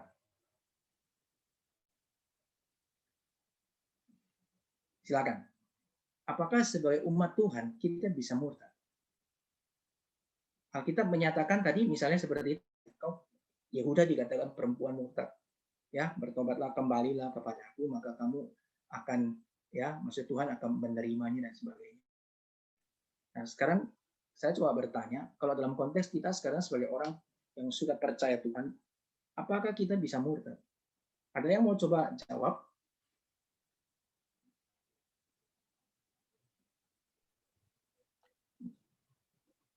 Saya mau coba jawab. Ya, silakan. Kalau kalau bisa, bisa. Tapi kalau Allah sudah menetapkan kita jadi orang pilihannya, dia akan kembali bertobat lagi. Oke. Jadi jawabannya singkat ya. Bisa, bisa, tapi kalau sudah ditetapkan balik ya, kembali ya. Dan tadi ada kata kembalilah gitu ya, kembalilah. Oke. Itu terima kasih untuk penjelasan dari Jim Evan. Ada lagi yang mau tambahkan? Yang mau coba jawab? Siapa lagi? Atau ada yang tidak setuju? Boleh juga. Kalau tidak setuju, biar lebih rame toh. Jadi tidak setuju. Saya tidak setuju dengan Jim Evan, biar lebih rame. Ya. Menajamkan ya, supaya menajamkan. Silakan. Kayaknya Pak Joni. Saya, Pak Joni ya. Ya, Iya, silakan betul. Pak Joni. Silakan. Menurut saya, sebagai orang, seharusnya sih kita tidak murtad ya, tapi kenyataannya sebagai orang Kristen kita sering murtad tanpa kita sadari begitu. Misalnya ketika kita menemukan persoalan dalam kehidupan kita, biasanya kita tidak langsung cari Tuhan, tapi misalnya kita cari orang yang lebih berkuasa untuk menolong kita, misalnya gitu ya. Atau seringkali kita dalam usaha kita terlalu mengandalkan uang untuk menyelesaikan masalah, misalnya.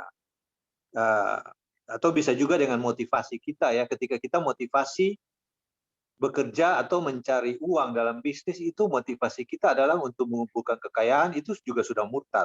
Berarti kita mencari Allah yang salah begitu ya. Dan yang kedua, ya memang pada kenyataannya kita murtad, karena kalau manusia bisa tidak murtad, ya Tuhan Yesus tidak perlu mati di kayu salib. Terima kasih Pak. Oke, ya.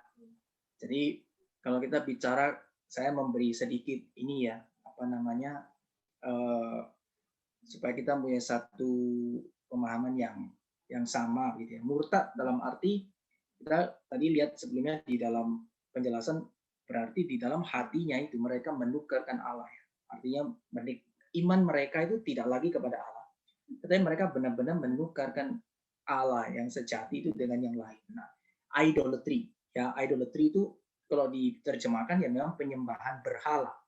Nah, tapi idolatry, idol itu tidak harus berupa ilah dalam arti patung dan sebagainya ya, tapi bisa berupa ini tadi yang seperti dikatakan itu, misalkan bisa berupa maksudnya menggeser Tuhan dalam hidup kita, sehingga mungkin aku yang berkuasa, itu berarti my idol itu ya myself. Bisa juga hartaku, berarti itu yang menggeser ya Tuhan. Atau apa ini, dosaku bisa juga toh, ada banyak mungkin dosa-dosa yang kita masih pegang, kita nggak mau lepas. Nah ini juga bisa itu menjadi sesuatu yang apa ya, idolatry yang berbahaya di dalam hidup kita. Nah, tanpa kita sadari, kalau kita waktu ditegur dalam bagian ini, misalnya firman Tuhan mengatakan kepada kita seharusnya kita tobat. Tapi kalau kita tidak, berarti pada saat yang sama itu sebenarnya kita sedang mempertahankan itu. Nah ini mempertahankan kita punya ilah dalam hati kita. Nah ini bahaya. Kita sebenarnya sudah ada bukan di pihak Tuhan lagi. Hati kita bukan lagi menjadi milik Tuhan, tapi sudah pindah ke yang lain. Nah ini di dalam bagian ini sangat berbahaya dan harus kita sadari. Ya, baik. Tapi sekarang kita lihat ya, ini beberapa pandangan. Tadi kalau dari Jim Evan bilang murtad bisa murtad, tapi kalau sudah Tuhan pilih pasti kembali. Ya, kalau Pak Joni ini lebih ke arah ya kita ini pasti murtad. Kalau enggak murtad, buat apa Tuhan Yesus mati di atas kayu salib? Karena pada dirinya kita sendiri pada nggak mungkin menyelamatkan diri. Nah ini kalau pandangannya Pak Joni ini, kalau saya susun ulang, saya mungkin lebih melihat sikap, maksudnya manusia itu pada dasarnya sebelum dia percaya kepada Tuhan, yang memang itu adalah orang-orang di dalam murka Allah itu yang murtad gitu ya. Nah tapi dalam konteks murtad yang saya tanyakan ini, setelah dia menjadi seorang percaya, apakah mungkin dia itu akan murtad? Itu ya, dia mungkin akan murtad. Baik, ada lagi yang mau tanggapi? Saya masih membuka untuk pertanyaan ini. Silakan, ada yang mau menanggapi? Ada yang mau mengatakan secara tegas bisa murtad? Setuju bahwa kalau saya sudah percaya ya bisa orang bisa murtad. Kalau murtad berarti ya udah dia sudah langsung binasa. Atau dengan satu ketegasan tidak mungkin murtad, tidak mungkin. Ya, silakan. Pak Edison mau coba? Udah buka ini? Ya, kalau saya berpikir bahwa dalam kitab yang Yeremia 3 ini, Tuhan kan mengatakan dua nama, Yehuda dan Israel. Ya. Nah, dua kerajaan ini adalah bangsa pilihan Tuhan. Dari Israel sebenarnya kan. Nah, tapi di ayat 22 Tuhan bilang, kembalilah hai anak-anak yang murtad. Aku akan menyembuhkan engkau dari murtadmu. Saya setuju dengan ibu yang pertama tadi. Bahwa kalau memang kita dipilih, bisa jadi kita murtad. Tapi Tuhan bilang, kembalilah. Aku akan menyembuhkan engkau dari murtadmu. Artinya, kalau Anda dipilih, engkau akan dikembalikan. Tapi kalau engkau sengaja memilih dirimu untuk dipilih, saya rasa Anda akan kembali. Itu aja. Ya. Ya, terima kasih ya Pak Edison ya. Saya meng-highlight ya kalimat dikembalikan ya. Bukan sendiri mengembalikan diri sendiri. Ya, itu saya highlight kalimat itu. Kalimat dikembalikan itu menunjukkan berarti bukan kita ya. Ini sifatnya berarti kita tidak mungkin ya, dari kita sendiri tidak mungkin, tetapi harus Tuhan ya yang mengembalikan baru bisa. Kalau tidak, maka tidak ada orang bisa kembali. Ya, baik. Nah, jadi saya membuat satu kesimpulan ya. Sebenarnya orang Kristen itu ya, kalau dari apa yang saya simpulkan, orang Kristen yang dipilih Tuhan, yang sejati itu harusnya statementnya tidak mungkin. Tidak akan murtad. Ya, bukan tidak akan saja, tapi tidak mungkin. Kristen yang sejati ya. Tapi kan permasalahannya kan banyak yang tidak sejati. Nah, ini yang menjadi susah. Nah, kita sendiri kalau bicara kalau orang Kristen bisa murtad, bisa kalau orang Kristen ya. Tapi kalau kita bicara soal orang pilihan Tuhan, the elect one, kalau dalam konteks teologi berarti kaum pilihan, tidak mungkin murtad. Itu tidak mungkin. Ya. Nah, di sini kita bisa lihat perbedaan kalau dalam zaman Perjanjian Baru Tuhan Yesus kan memberikan perumpamaannya lalang dan gandum itu ya, lalang dan gandum. Jadi lalang dan gandum itu pada dasarnya sudah berbeda kalau Bapak Ibu sekalian ya, benar ya. Lalang bukan gandum, gandum bukan lalang, gitu kan ya. Nah, pada naturnya sudah beda. Nah, orang pilihan, umat pilihan yang sejati itu pada dasarnya itu mereka itu naturnya memang ya sudah Tuhan pilih mereka. Bisa jatuh, bisa.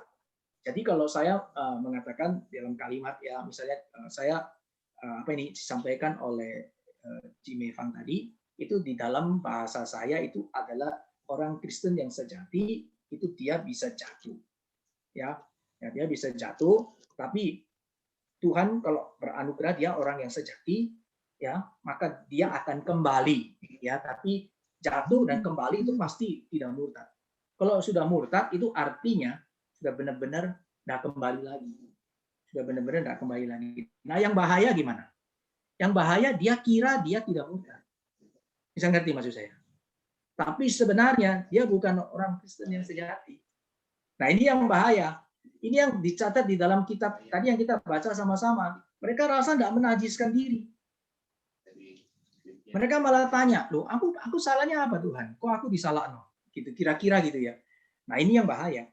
Bisa nggak terjadi dalam hidup kita? Oh bisa. Tadi saya lihat ya, kita lihat. Kenapa kok kita bilang bisa? Karena Tuhan Yesus sendiri memberikan satu perumpamaan yang menjelaskan. Nanti ya di sorga nanti itu ya, ada dua macam kelompok kan gitu ya. Ada orang yang rasa dirinya itu dia adalah domba, rasa domba. Tapi Tuhan bilang dia kambing. Nah ini yang bahaya. Nah oleh sebab itu kita mesti harus dengan sungguh-sungguh. Waktu kita masih ada selama kita ada kesempatan ya kita mesti sungguh-sungguh waktu kita memahami perintah-perintah Tuhan itu kita benar-benar kita memahami sesuai dengan apa yang Tuhan nyatakan ya kita tidak berani menyimpang ke kanan kita tidak berani menyimpang ke kiri begitu ada kesalahan kita langsung bertobat di hadapan Tuhan itu aman ya, daripada kita merasa maksudnya saya kondisi ini kita merasa diri kita yang paling benar, dan kita merasa akhirnya bahkan diri kita melampaui apa yang Tuhan ajarkan, ya. Nah, kita tidak menerima hal itu, maka ini justru bisa menjadi secara tidak sadar, ya, kita akan masuk ke dalam satu wilayah yang kita tidak sadari sebenarnya kita sudah murtad, ya. Tapi oleh sebab itu, ya Bapak Ibu sekalian, penghiburannya begini, penghiburannya adalah jangan takut. Kenapa? Karena kita sebagai orang percaya, keselamatan yang Tuhan anugerahkan kepada kita itu adalah sifatnya itu jaminannya pasti, bukan moga-moga dan kira-kira.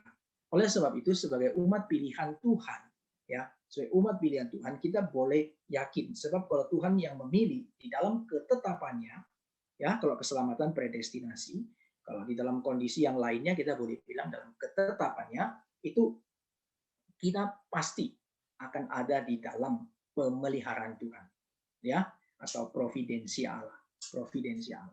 Jadi sebenarnya di dalam penghukuman itu ada providensi Allah. Nah, itu saya ada bahas khusus itu nanti di Yoel. Nanti kalau kitab Yoel saya tidak bahas karena saya sudah ada pernah bahas itu Yoel, ya. Nanti yang Yoel kita tidak bahas. Jadi ada providensi Allah di dalam penghukuman.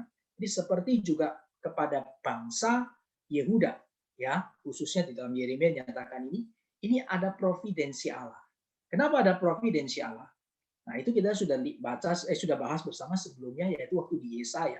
Karena di dalam penghukuman Allah itu ada pemeliharaan atas sejumlah umat pilihan Tuhan yang memang sungguh-sungguh, yaitu kaum remnant, ya, yang memang kaum remnant yang di sana itu providensi Allah, ya, yang dinyatakan yang memang itu adalah umat pilihan Allah. Dan di dalam kondisi apapun, mau di dalam keadaan apapun, mereka tetap setia kepada Tuhan. Ya, sama seperti Nabi Elia waktu dalam pelayanan, dia kira dia itu sendiri, sehingga dia stres waktu kena ancaman dari Isabel, ya, istri Ahab itu, ya, mau bunuh dia stres. Padahal dia begitu hebat menghabiskan itu Nabi Baal itu, ya. Nah, tapi dia stres kena ancaman Isabel. Dia kemudian lari jalan 40 hari masuk goa. Nah, dia di dalam goa itu dia ngomong sama Tuhan. Tuhan bilang, Elia, kamu kerja apa di sini? Dia bilang, Tuhan, aku ini udah kerja giat sama Tuhan, tapi aku sendirian. Ya, dan sekarang aku mau dibunuh. Elia stres. Ya, kenapa? Karena dia rasa dia sendiri. Tuhan ingatkan apa? Tuhan ingatkan, aku itu ada menyisakan 3.000 orang yang tidak pernah mencium Baal. 7.000 yang tidak pernah mencium Baal, ya, dan hatinya tidak condong kepada dia. Jadi ini ada kaum remnant yang Tuhan pilih secara khusus, ya, yang Tuhan pilih secara khusus, yang mereka tetap setia kepada Tuhan. Nah, ini orang-orang yang sejati. Nah, kita sekalian menjadi orang-orang yang Tuhan pilih. Mari kita sungguh-sungguh menyatakan itu, mengkonfirmasinya dengan apa? Ya, dengan hidup kita. Bagaimana kita dengan sungguh-sungguh ada di dalam perjalanan kita mengiring Tuhan. Oke, ya. Nah, baik. Ini saya yang untuk pertanyaan pertama, saya kira cukup di sini.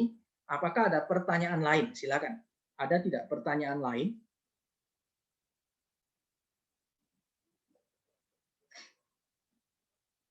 Tidak ada?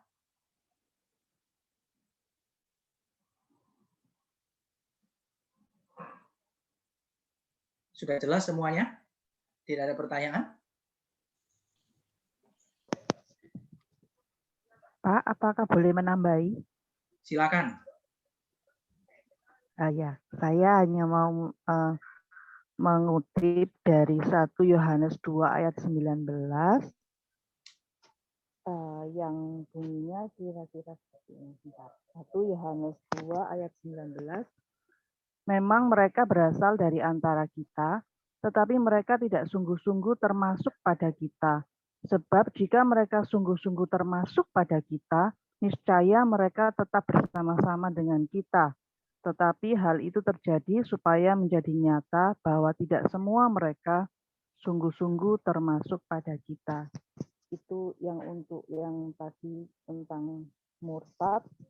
Dan murtad sendiri kalau misalnya di dalam bahasa Inggris memang dibagi menjadi 2, satunya fall away dan satunya apostate. Kalau fall away berarti dengan anugerah Tuhan bisa kembali karena termasuk dalam perseverance of the saint yang 5 pokok tulip itu ya Pak. Kalau apostate sudah pasti tidak bisa kembali. Mungkin itu bisa melengkapi. Makasih. Oke, terima kasih ya untuk tambahan yang diberikan ya. Following, bahasa saya jatuh ya. Jadi kalau jatuh itu belum kategori murtad, tapi kalau mau dipandang itu sebagai murtad, ya itu diterjemahkannya artinya following. Nah, tapi kalau murtad dalam arti sudah hilang itu ya, sudah menukarkan Allah dengan yang lain, nah itu sudah tidak mungkin kembali. Kenapa tidak mungkin kembali? Karena memang dia bukan umat pilihan Tuhan, gitu ya. Jadi karena memang dia bukan umat pilihan Tuhan. Ya, kalau umat pilihan Tuhan, dia pasti ada di dalam pemeliharaan Tuhan. Ya, kalau di dalam tulip istilahnya adalah yang P itu ya, TULIP, yaitu P, perseverance of the saints. Jadi pemeliharaan, penjagaan Tuhan terhadap orang-orang kudusnya. Ya, ini adalah satu keyakinan yang teguh yang Tuhan karuniakan bagi kita. Oke, baik, terima kasih. Baik, ada lagi? Kalau sudah cukup, saya akhiri sampai di sini ya, sudah jam 8.42. Nah, minggu depan kita akan melanjutkan pembahasan kita, akan ada di dalam kitab Yeremia. Ya, saya akan membahas kitab Yeremia. Nanti kita akan lanjutkan. Silakan di dalam materi baca yang sudah diberikan, silakan dibaca supaya bisa kita mengikuti lagi ya. Jadi ada satu mengikuti bersama-sama. Dan kalau memang di dalam materi baca ada hal yang mau ditanyakan, ya, yang ingin kurang mengerti atau mau ditanyakan, boleh, ya, baik, ya, silakan sampaikan dalam WhatsApp kepada Pak Richard atau kepada saya. Nanti saya akan bahas juga, ya, sebagai di dalam kelas ini. Pak Rusli, saya mau tanya Pak Rusli. Ya. Gini. Saya percaya bahwa Tuhan menjanjikan firman-Nya itu dengan teguh dan sungguh, amin, begitu ya. Yang menjadi ayat keteguhan hati saya itu Yohanes 10 ayat 28. Bahwa tak seorang pun dapat merebut mereka, maksudnya kita orang yang sudah percaya kepada Tuhan itu dari tangan Bapa gitu. Karena Tuhan yang memberikannya kepadaku lebih besar dari semua. Aku memberikan keselamatan kepada mereka dan tak seorang pun dapat merebut mereka dari tanganku. Pada waktu saya masih muda, pada waktu remaja, tidak tahu terlintas satu pikiran seperti ini. Apakah ini termasuk di dalam satu hal yang benar, ya, bahwa meskipun dalam tanda kutip saya mau melepaskan diri kepada Tuhan, dari Tuhan, itu tidak akan mungkin terjadi. Karena apa? Karena tangan Tuhan yang pegang, bukan tangan saya yang pegang Tuhan. Begitu. Karena Tuhan sudah memilih, apakah itu bisa dikatakan seperti itu? Seolah-olah meskipun saya ini mau, tapi itu tidak mungkin bisa, begitu. Bukan karena kita seperti robot yang sudah tapi tidak, pasti akan kembali lagi karena kita adalah umat pilihan Tuhan. Itu yang saya pikirkan. Apakah bisa seperti itu? Makanya saya sangat diteguhkan tadi Pak Rusli bilang bahwa tidak mungkin kita murtad. Karena apa? Karena tangan Tuhan yang pegang, bukan tangan kita yang pegang tangan Tuhan, tapi tangan Tuhan yang pegang kita. Dan tak seorang pun, nah itu dalam pada waktu tak seorang pun itu yang terpikir saya pun juga tidak bisa. Begitu. Terima kasih Pak. Apakah bisa seperti itu? Terima kasih. Ya, saya kira itu satu pengertian yang baik sekali, ya, yang menyatakan bahwa di dalam kehidupan kita ya, yang paling utama sorotan kita selalu jangan dimulai dengan diri kita. Nah, itu sebenarnya kunci daripada teologi yang benar, teologi yang ketat itu adalah dimulai dengan yang namanya itu semua berpusat kepada Tuhan. Nah, jadi ketika kita mengatakan bahwa Tuhan yang memegang hidupku, ya, Tuhan yang memegang hidupku, itu sudah mulai dengan tepat. Itu sudah satu statement yang tepat, dan memang Alkitab mengatakan hal itu.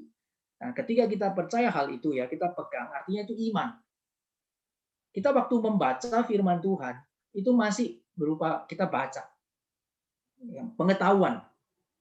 Ya, kita baca itu masih pengetahuan. Tapi waktu kita baca dan kemudian kita mengaminkan dan kita percaya itu, nah itu mulai bukan cuma pengetahuan, tetapi sudah ada namanya asensus. Asensus itu berarti satu persetujuan. Oke, saya percaya. Ya, bukan cuma pengetahuan tapi saya mulai percaya. Nah, tetapi pada saat percaya, kemudian saya mulai apa? Di dalam seluruh hidup saya tahu, saya mungkin lemah, saya dalam keadaan apapun, mungkin waktu saya jatuh, saya bisa jatuh, tapi waktu saya jatuh ketika iblis itu menggocok saya atau kemudian mengasih tahu Allah tidak mengasihani kamu, kamu tidak ada pengharapan lagi, hidupmu sudah hancur, tinggalkan Tuhan, kutuklah dia, matilah. Nah, ini kan bahasanya istrinya Ayub, kira-kira gitu ya. Firman Tuhan juga bilang gitu kan di dalam kitab Ayub itu. Nah, kita ingat tangan Tuhan yang pegang. Maka aku percaya Tuhan ampuni saya. Karena kalau berdasarkan kekuatanku dan imanku, maka aku tidak mungkin. Oleh sebab itu, aku mulai apa? Aku mulai fidusia. Fidusia itu artinya saya mulai mempercayakan hidupku kepada Tuhan. Ya, Tuhan pegang tangan. Aku mempercayakan hidupku dan aku bertobat. Tuhan, Engkau mau apakan aku siap. Karena aku percaya. Meskipun aku terima penghukuman dari Tuhan, lebih baik aku dihukum Tuhan. Karena itu baik bagiku. Nah, itu sudah fidusia. Kira-kira gitu, Pak ya. Baik, terima kasih. Terima kasih. Oke. Baik, kalau sudah tidak ada, saya serahkan kembali ke Pak Richard ya.